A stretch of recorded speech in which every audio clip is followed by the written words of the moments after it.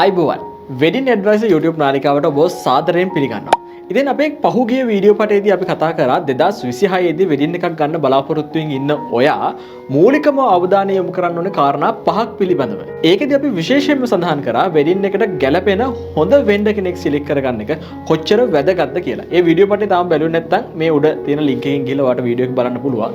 ඉතින් අද අපි කතා කරන්නේ මේ වීඩියෝ පටේ හරහා කතා කරන්නේ එහෙම ඔයා හොඳ වෙන්ඩර් කෙනෙක් සිලෙක්ට් කරගද්දී ඔයාට ගැළපෙන රිලයබල් වෙන්ඩර් කෙනෙක් සිලෙක්ට් කරගද්දී ඒ වෙන්ඩර්ව සිලෙක්ට් කරගන්න කලින් ඔයා අවධානය යොමු කළ යුතු මූලිකම කාරණා 10ක් පිළිබඳව. ඉතින් මේ කාරණා 10 ගැන ඔයා හොඳට ස්ටඩි කරලා හොඳට බලලා වෙන්ඩර් කෙනෙක්ව සිලෙක්ට් කරගන්නවා නම් ඔයාට ගැළපෙනව වෙන්ඩර්ව තෝරාගැනීමේ හැකියාව ඊටාම වැඩි. එහෙනම් අපි මේ වීඩියෝ පටෙන් ඒ ගැන කතා කරමු.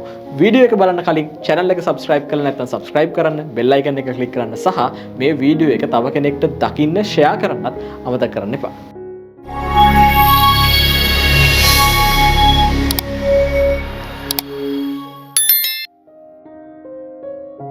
වෙඩින් එකට වෙන්ඩර් කෙනෙක්ව බුක් කරන්න කලින් කපල් එකක් කන්සිඩර් කරන්න ඕනේ කාරණා 10ක් ගැන අපි කතා කරනවානේ. ඒකේ පළවෙනි කාරණාව තමයි රිලයබිලිටි සහ ප්‍රොෆෙෂනලිසම් කියන්නේ. ඒ කියන්නේ ඔයා තෝරගන්න වෙන්ඩර් මම අර හැමතිස්සෙම කියනවා ප්‍රොෆෙෂනල් වෙන්ඩර් කෙනෙක් වෙන්න ඕනේ කියලා. එතකොට තමයි ඔයාට වැඩ කරගෙන යන්න ලේසි වෙන්නේ. සහ ඒ වෙන්ඩර්ව විශ්වාස කරන්න පුළුවන් කෙනෙක් වෙන්න ඕනේ. රිලයබල් පාටි එකක් වෙන්න ඕනේ. එහෙම නැත්නම් ඔයාට ඔය දෙන්න විශ්වාසයක් නැත්නම් එතන පොඩි ගැට්ටන ඇති වෙන්න හැකියාවක් තියෙනවා. ඒකින්ද ඔයා වෙන්ඩර්ව විශ්වාස කරන කෙනෙක් බවට පත් වෙන්න ඕනේ. ඔයා ගිහිල්ලා බලන්න නිකන් වෙඩින් ඇඩ්වයිස් අපේ Facebook page එකට. එතකොට අපි ගැන වෙඩින් එකෙන් පස්සේ කපල්ස් අපි ගැන මොනවද කියන්නේ කියලා ඔයාට නිකන් පොඩ්ඩක් උඩට පහළට ස්ක්‍රෝල් කරද්දී page එක කරද්දී ඔයාට දකින්න ලැබෙනවා. මොකද එතන ඒ වගේ බොන්ඩ් එකක් හැදෙන්න ප්‍රධානම කාරණාව තමයි අපි අතර තියෙන විශ්වාසය.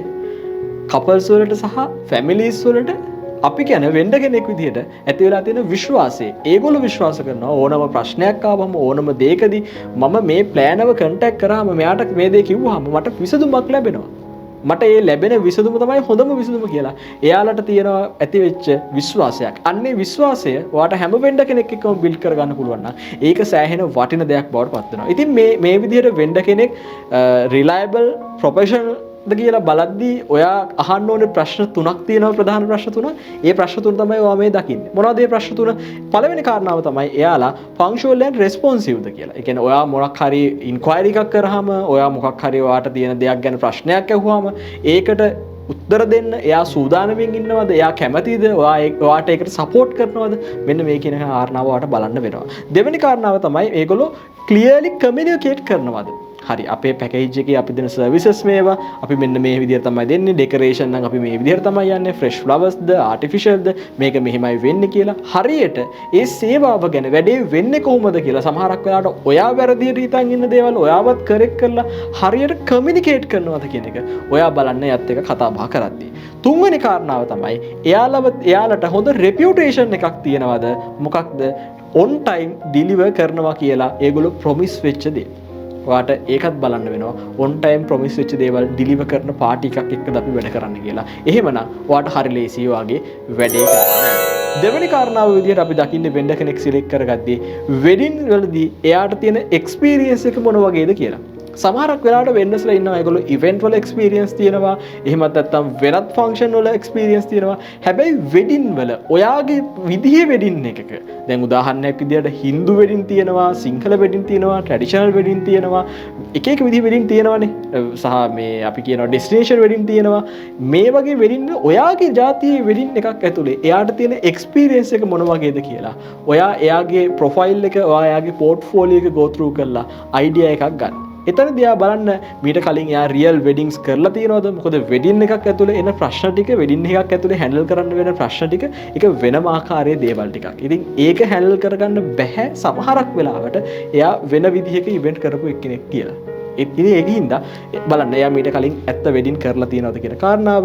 ඊට පස්සේ එයා වෙඩින් එකේ තියෙන ටයිම් ලයින් එක, වෙඩින් එකේ තියෙන ප්‍රෙෂර් එක, ඊට පස්සේ මේකේ ඉමෝෂනල් ෆැක්ටර් එකක් තියෙනවා. මම හැමතිස්සෙම කියනවනේ වෙඩින් එකක් ඇතුළේ ලොකු ඉමෝෂනල් එකක් ෆැක්ටර් එකක් එක්කනේ අපි මේන්ටේන් කරන්නේ ෆැමිලිස් වල ඔය දෙන්නගේ මේ හැම දෙයක්ම. ඉතින් ඒව ගැන එයාලට අයිඩියා එකක් තියෙන්න ඕනේ. එහෙම නොතිබ්බොත් ඒගොල්ලොත් එක ඩීල් කරන එකේ ප්‍රශ්න ඇති වෙන්න පුළුවන් ඉස්සරහට. ඊට පස්සේ එයාලට කෝඩිනේට් වෙලා ස්මූත්ලි වැඩ කරන්න පුළුවන් ද හොටෙල් එකත් එක්ක, අනෙත් පාර්ට්නර්ස්ලත් එක්ක, ප්ලෑනර්ස්ලත් එක්ක ඒගොල්ලන්ට කොලැබරේට් වෙලා වැඩේ හරියට කරන්න පුළුවන්ද කියන කාරණාව අනිවාර්යෙන් ඔයා බලන්න. එහෙමනම් ඔයාගේ වෙන්ඩට ඒ ටික් එකක් දෙන්න ඔයාට ඒ වෙන්ඩව සිලෙක්ට් කරගන්න පුළුවන්. තුන්වෙනි කාරණාව තමයි එයාගේ පෝර්ට්ෆෝලියෝ එක සහ ක්වොලිටි වර්ක් කියන කාරණාව බලන්න. ඔයා එයාගේ ප්‍රොෆයිල් එකකට ගිහිල්ලා නැත්නම් එයාට පෝර්ට්ෆෝලියෝ එකක් ගෙන්නගෙන එයාගේ වැඩ මොනතරම් ක්වොලිටිද මොනතරම් එයා කියන්නේ නීට් එකට ඩීටේල් බලලා වැඩ කරනවද කියන කාරණාවට ඔයා අවධානය යොමු කරන්න. මෙතනදී එයාගේ පාස්ට් වෙඩින් ෆොටෝස් අරගෙන වීඩියෝස් අරගෙන ඒගොල්ලන්ගේ සෙටප් වලින් ඔයාට ඒ අයිඩියා එක ගන්න හැකියාවක් තියෙනවා. ඊට පස්සේ එයා ඒක කන්සිස්ටන්ට්ලි මේන්ටේන් කරනවද හැම වෙඩින් එකකින්ම කියන එක ඔයාට බලන්න හැකියාවක් තියෙනවා. අර මං කිව්වා වගේ attention to detail කියන එක ඩීටේල් වලට කොච්චර attention දීලා තියෙනවද පොඩි පොඩි දේවල් වලට පවා එයා කොච්චර attention එකක් දෙනවද කියන කාරණාව ඔයාට මේ ප්‍රොෆයිල් එක go through කරාම බලා ගන්න හැකියාවක් තියෙනවා. ඒ වගේම තමයි ඒක ඒ කියන්නේ සමහරක් වෙලාවට එකම තැන එකම දේ තියනවට වඩා ඒක වෙන තැනකට අරන් ගියාම ඒකේ තියෙන ක්වොලිටි එක ඩිෆරන්ස් වෙනවා. ඉතින් ඒකින්ද ඔයා බලන්න එයා එක එක තැන්වල කොහොමද වැඩ කරලා තියෙන්නේ, එකම හොටෙල් එකේද එයා වැඩ කරලා තියෙන්නේ, එයා අනිත් තැන්වල කරපු වැඩ කොහොමද, මේ කියන මේ වගේ කාරණා පිළිබඳවත් ඔයා කන්සිඩර් කරන්න අවධානය යොමු කරලා. එතකොට ඔයාට වෙන්ඩගේ ඔය ටික ඔක්කොම හරිනම් ඒ තුන්වෙනි කාරණාවටත් ටික් එක දාන්න පුළුවන් එයාව සිලෙක්ට් කරන්න. හතරවෙනි කාරණාව තමයි ඔයා වෙන්ඩ කෙනෙක්ව සිලෙක්ට් කරගන්න කලින් එයාට තියෙන රිවිව්ස් කොහොමද, එයාට තියෙන රියල් ක්ලයන්ට් ෆීඩ්බැක්ස් කොහොමද කියන කාරණාවට ඔයා අවධානය යොමු කරන්න. මේක සෝෂල් මීඩියා වලින්ම විතරක් බලන්න යන්න එපා. ඔයාට පුළුවන් Google එකට ගිහිල්ලා Google's reviews කොහොමද තියෙන්නේ කියලා බලන්න. ඊට පස්සේ දැන් වෙඩින්ස් වගේ දේවල් වලදී නම් ගොඩක් වෙලාවට වෙන්ඩව ටැග් කරනවා ඒ වෙඩින්ස් කපල්ස්. එතකොට ඒ වෙන්ඩව ටැග් වෙලා තියෙන්නේ මොන වගේ දේවල් වලටද, කොහොමද ඒගොල්ලන්ගේ එක්ස්පීරියන්ස් එක, ඒගොල්ලන්ගේ ෆීඩ්බැක් එක කොහොමද, ඇත්ත කපල්ස් මොනවද කියන්නේ, මොනවද කියලා දාලා තියෙන්නේ, වෙඩින් එකෙන් පස්සේ කොහොමද ඒගොල්ලෝ ෆීඩ්බැක්ස් දීලා තියෙන්නේ, ඒ කාරණාව ගැන බලන්න. ඊට පස්සේ ඔයාලගේ වෙඩින් ප්ලෑනර් කෙනෙක් ඉන්නවා නම් ඔබ්වියස් වෙඩින් ප්ලෑනර්ගේ ඔපිනියන් එක ගන්න. එතකොට එයාට මේ ෆීල්ඩ් එකේ වැඩ කරලා එතකොට එක එක තැන් වලදී හම්බ වෙලා කොහොමද මේ වෙන්න කියන කාරණා පිළිබඳව යම්කිසි හෝ අවබෝධයක් තියෙන්න පුළුවන්. ඉතින් ඒකින්ද ප්ලෑනර් ගිනොත් ඒ ගැන අහලා බලන්න. ඔන්න ඔය කියන කාරණා හතරෙන් ඔයාට පුළුවන් මෙන්න මේ රිවිව්ස් and ඒගොල්ලන්ගේ ක්ලයන්ට් ෆීඩ්බැක් කියන කාරණාවට ටික් එකක් දාගන්න. ඉතින් එතකොට ඒ ටික් එක දාගත්තා කියන්නේ ඔය හතරවෙනි ටික් එකක් දාගත්තා ඔයාගේ වෙන්න හොඳම වෙන්න කෙනෙක් වෙන්න තමයි දැන්. පස්වෙනි කාරණාව තමයි ප්‍රයිසින් ට්‍රාන්ස්පරන්සි කියලා කියන්නේ. මොකද ඔයා කොටේෂන් එකක් ගන්න ඕනේ, මුලින් කොටේෂන් එකක් ගන්නවා කොහොමද ප්‍රයිස් වෙන්නේ කියලා වෙන්ඩත් එක කතා කරනවා.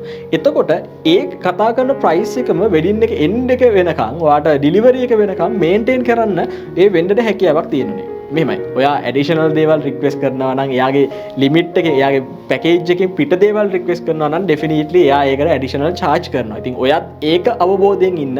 ඔයා ඉල්ලන හැමදේම වෙන්නට ඒ පැකේජ් එක තුළ දෙන්න බෑ කියන කාරණාව.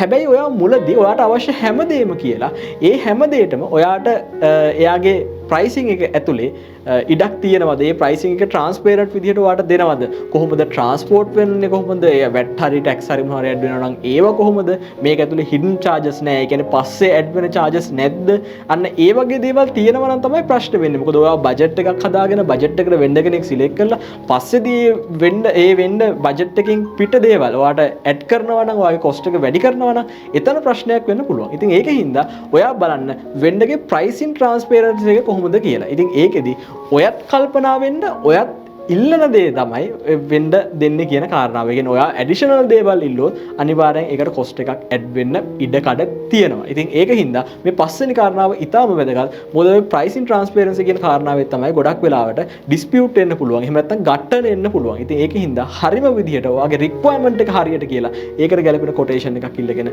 ඒකත් එක්ක වැඩ කරන්න පුළුවන් වෙන්න කෙනෙක් ඔයා සිලෙක්ට් කරගත්තොත් ඔයාට පස්වෙනි ටික එකක් දාගන්න. හයවෙනි කාරණාව තමයි වෙන්ඩර් කෙනෙක් සිලෙක්ට් කරගද්දී ඔයා බලන්න ඕනේ හයවෙනි කාරණාව තමයි flexibility and attitude කියලා කියන්නේ. ඒ කියන්නේ වෙඩින් එකක් කියලා කියන්නේ හැමතිස්සෙම මේක ඉමෝෂනල් දෙයක්. මේකට ෆැමිලි එක ඉන්වෝල්ව් වෙනවා. එතකොට මේක ඇතුලේ චේන්ජස් වෙන්න පුළුවන්. මේ එන්වයරන්මන්ට් වල වෙනස් වෙන්න පුළුවන්. මොකද අපි එකම විදිහට හිතන දෙපාර්ශ්වයක් එක නෙමෙයි වැඩ කරන්නේ. මේක දෙපාර්ශ්වයේ දෙවිදිහකට හිතනවා වෙන්න පුළුවන්. කපල් එක තව විදිහකට හිතනවා වෙන්න පුළුවන්. එතකොට සමහරක් වෙලාවට නිතර ප්‍රශ්න අහනවා වෙන්න පුළුවන්. රික්වයර්මන්ට්ස් වල චේන්ජස් වෙනවා වෙන්න පුළුවන්. එතකොට මේ දේවල් ඔයත් එක්ක කතා බහ කරලා ඔයාට තේරුම් කරලා දීලා ඔයාව ඇහුම්කන් දීලා ඔයාගේ ප්‍රශ්න වලට උත්තර දෙන්න නම් වෙන්නට හොඳ පේෂන් එකක් දෙන්න ඕනේ. එහෙම නැතු එයාට ඔයාව දෙයක් අහද්දී ඔයාව නුරුස්සන් නැති ගතියක් එනවා නම් එයාට තරහ යනවා නම් එතන ප්‍රශ්නයක් තියෙනවා. මොකද එයාගේ ඔක සමහරක් වෙලාවට 100 200 300 වෙනි වෙඩින් එක වෙන්න පුළුවන්. හැබැයි ඔයාගේ පළවෙනි වෙඩින් එක සහ එකම වෙඩින් එක. ඉතින් ඒක හින්දා ඔයා බලන්න ඔයාගේ වෙන්න කොච්චර ෆ්ලෙක්සිබල්ද ඔයත් එක්ක කොච්චර පේෂන්ලි වැඩ කරනවද. ඊට පස්සේ දෙයක් ඇහුවම ඔයාට කොච්චර පැහැදිලි වේකට උත්තර දෙන්න පුළුවන් කෙනෙක්ද. ඊට පස්සේ එයා ලාස්ට් මේ අන්තිම මොහොතේ එන ප්‍රශ්න වලට කොච්චර විදියට විසඳුම් දීලා තියෙනවද. මෙන්න මේ කියන කාරණා සමහරක් වෙලාවට ඔයාට ෆීඩ්බැක් වලින් හොයා ගන්න පුළුවන්. එහෙම නැත්නම් يعني ඒ වෙන්ඩව රෙකමන්ඩ් කරන කෙනකින් ඔයාට ගන්න පුළුවන්. ඇත්තටම වෙඩින් එක ගත්ත කෙනකින් අහලා දැන ගන්න පුළුවන්. මෙන්න මේ කාරණාව පිළිබඳවත් ඔයා විශේෂ අවධානයක් යොමු. හත්වෙනි කාරණාව තමයි ඔයාගේ විෂන් එකත් එක්ක වෙන්න කොච්චර ගැලපෙනවද කියන කාරණාව. උදාහරණයක් විදිහට මෙහෙමයි. දැන් සමහර අපි ගමු ඩෙකරේෂන් කරන කෙනෙක් කියලා. සමහර ඩෙකරේෂන් කරන අය ඉන්නවා ඒගොල්ලෝ වඩා වැඩි නිපුණතාවයක් දක්වන්නේ එක වර්ගයේ ඩෙකරේෂන් සෙටප් වලට. ඒ කියන්නේ සමහරක් වෙලාවට ඒක fully fresh වලින් යන එකක් වෙන්න පුළුවන්, fully traditional විදිහට යන එකක් වෙන්න පුළුවන්. එතකොට ඔයාගේ විදිහ යන්නේ ඊට වඩා fancy විදිහට වෙන්න පුළුවන්, ඊට වඩා colourful විදිහට වෙන්න පුළුවන්. එතකොට සමහරක් වෙලාවට අර හොඳම හොඳයි කියලා හිතන වෙන්න ඔයාගේ විෂන් එක ඇතුලේ, ඔයාගේ මොඩියුල් එක ඇතුලේ එයා නෙමෙයි වෙන්න පුළුවන් ඒකට හොඳම කෙනා. ඉතින් ඒක හින්දා ෆොටෝග්‍රැෆර් ගත්තත් එහෙමයි. සමහර ෆොටෝග්‍රැෆර්ස්ලා ඉන්නවා ඒගොල්ලෝ ආටිස්ටික් විදියට ෆොටෝස් කරනවා. සමහරක් වෙලාවට සමහරක් අය නැචරල් විදියට යනවා.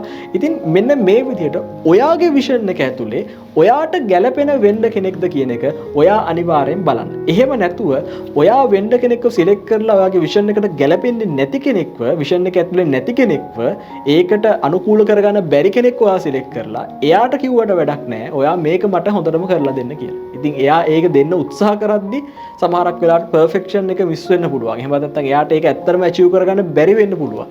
මේ වගේ ප්‍රශ්න වෙනවා. ඉතින් ඒකින්ද ඔයා සිලෙක්ෂන් පොයින්ට් එකේදීම හරියට කල්පනා කරලා බලන්න. මට ඕනේ මොකක්ද? මම කැමති මොකක්ද? මගේ විෂන් එක, මගේ ස්ටයිල් එක මොන වගේද කියලා ඒකට ගැලපෙන වෙන්න කෙනෙක්ව ඔයා සිලෙක්ට් කරන්න. අටවෙනි කාරණාව තමයි contract and terms කියලා කියන්නේ. මේක මම කලින් වීඩියෝ එකේදීත් කතා කරා. වෙන්න කි තියෙන contract සහ terms කියන කාරණාව ඔයා හොඳින් read කරන්න. එයත් එක්ක කතා කරන්න. කොතනද මොනවද limitations තියෙන්නේ? ඊට පස්සේ ඒවා පුළුවන් නම් in verbally නැතුව in written ගන්න බලන්න. එතකොට ඔයාට proof තියෙනවා. ඔයාට පස්සේ දවසක ඒක පෙන්වන්න පුළුවන් මොකක් හරි ප්‍රශ්නයක් ඇති වුණොත්. ඉතින් ඒකින්ද මේ contract එක කියන එක හරිම වැදගත්. terms and contracts කියලා කියන්නේ. එතකොට ඒක ඔයා මොනවා හරි additional දෙයක් request කරත් එයාට තියෙන proof එකක් මේක තමයි අපේ contract එකේ තියෙන්නේ කියලා. සහ එයා මොනවා හරි දෙන්න බෑ කිව්වොත් ඔයාට proof එකක් තියෙනවා. නෑ ඔයා මේක අපිට agree වෙලා තියෙන්නේ කියලා. ඉතින් ඒකින්ද අනිවාර්යෙන් contract සහ terms කියන කාරණාව ඔයා හොඳට go through කරලා බලන්න. ඒකේ අවශ්‍ය ඔක්කොම දේවල් mention වෙනවද? ඒ දේවල් ඔයාට දෙන්න එයා එකක වෙනවද කියලා. එහෙමනම් ඔයාට මේ 8 වෙනි එකටත් ටික් එකක් දාගන්න. 9 වෙනි factor එක තමයි coordination ability. ඒ කියන්නේ wedding එකක් කියලා කියන්නේ මම හැමතිස්සෙම කියනවා මේක ටීම් වර්ක් එකක්. මේක තනි තනියෙන් කවුරුත් කරන දෙයක් නෙවෙයි. දැන් වෙඩින් ප්ලෑනර් කෙනෙක් විදිහට මම හැම දෙයක් ගැනම බැලුවට ඇත්තටම වෙඩින් ප්ලෑනර් කෙනෙක් කියලා කියන්නේ වෙඩින් ප්ලෑනර් කෙනෙක්ට සක්සස් වෙන්න බෑ හොඳ ටීම් එකක් නැතුව. මේක හොඳ ටීම් එකක්. මේක ටීම් වර්ක් එකක්. වෙන්ඩර්ස් අතර තියෙන හොඳ ටීම් වර්ක් එකක්. එතකොට මේ ටීම් වර්ක් එක ඇතුලේ කවුරු හරි වෙන්න කෙනෙක් කෝඩිනේට් වෙන්නේ නැත්තම් අර ටීම් වර්ක් එක ඒක අර පුරුකක් වගේ ඒක එතනින් බින්දලා යන්න පුළුවන්. ඒකින්ද බලන්න ඒ වෙන්න හොඳ කෝඩිනේෂන් එකක් තියෙන කෙනෙක්ද කියන එක ඔයා අනිවාර්යෙන් බලන්න. එහෙම කෝඩිනේට් වෙලා හොටෙල් එකත් එක්ක, ප්ලෑනර්ත් එක්ක, ෆොටෝග්‍රැෆර්ස්ලත් එක්ක, ඔයාගේ ෆැමිලි එකත් එක්ක, වැඩ කරන අනිත් අයත් එක්ක කෝඩිනේට් වෙන්න පුළුවන් කෙනෙක් නම් ඔයාට මේ වැඩේ ලස්සනට කරගෙන යන්න පුළුවන්. 9 වෙනි ටික් එකත් ඔයාට එතකොට දාගන්න.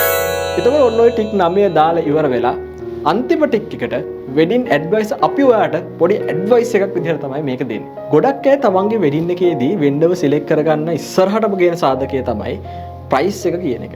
එතකොට හැමතිස්සෙම හැපියස්ට් කපල් එහෙම නැත්නම් සතුටුම යුවල කියලා කියන්නේ චීපස්ම වෙන්ඩව තෝරගන්න කෙනා නෙමෙයි. ඒ කියන්නේ පැකේජ් එක අඩු වුණා කියලා, පැකේජ් එක අඩුවට ඔෆර් කරා කියලා එයා කවදාකවත් හොඳම වෙන්න වෙන්නේ නැහැ. එතකොට මේක පැකේජ් එකට වඩා දෙයක් මේක ඇතුලේ බලන්න ඕනේ. සමහරක් වෙලාවට පැකේජ් එක වැඩියෙන්ම දුන්නා කියලා එයා හොඳම කෙනා වෙන්නෙත් නැහැ. මේක ඇතුලේ මේ සියල්ලගෙම එකතුවක් තියෙන්න ඕනේ. ඒ කියන්නේ ඔයාට මේ වෙන්න සේෆ් වෙන්න කෙනෙක් වෙන්න ඕනේ, ඔයාට රෙස්පෙක්ට් කරන්න පුළුවන් වෙන්න කෙනෙක් වෙන්න ඕනේ, ඉමෝෂනල් ඒකට ඇඩැප්ට් වෙන්න කෙනෙක් වෙන්න ඕනේ. මේ හැම දෙයක්ම අන්ඩර්ස්ටෑන්ඩ් කරලා හැම දෙයක්ම මැනේජ් කරන්න පුළුවන් ඕවරෝල් ප්ලේ කෙනෙක් තමයි ඔයා වෙඩින් එකට සිලෙක්ට් කරගන්න ඕනේ. එහෙම වෙඩින් එකට වෙන්න කෙනෙක්ව සිලෙක්ට් කරගත්තොත් ඔයාට ඒ කියන්නේ මේ ටික් 10ම ඔයාට ටික් කරගෙන ගිහිල්ලා අඩුම දරුවේ 10 බහුතරයක්. සමහරක් වෙලාවට හැමෝළඟම 10 නැති වෙයි. ඒක සාමාන්‍ය කතාවක්. ඒකින්ද මේ 10ම මේ බලන්න අවශ්‍ය නැහැ. මේ 10 අති බහුතරයක් තියනවා නම් ඔයා ඒ වෙන්නම සිලෙක්ට් කරගන්න. අති බහුතරයක් නැත්තා ඔයා ඒ සිලෙක්ෂන් එක ගැන දෙපාරක් හිතන්න. මොකද ඒකත් එක්ක තමයි ඔයාගේ මේ සම්පූර්ණ ප්‍රොසෙස් එකම ස්මූත්ලි රන් වෙනවද කියන එක තීරණය වෙන්නේ. හරි වෙන්න කෙනෙක් තෝරගත්තේ නැත්නම් සමහරක් වෙලාවට ඔයාට මැද්දදි වෙන්න සිලෙක්ෂන් එක වෙනස් කරන්න වෙන්න පුළුවන්. එතකොට ඇඩිෂනල් කොස්ට් එකක් ඔයාට දරන්න වෙනවා.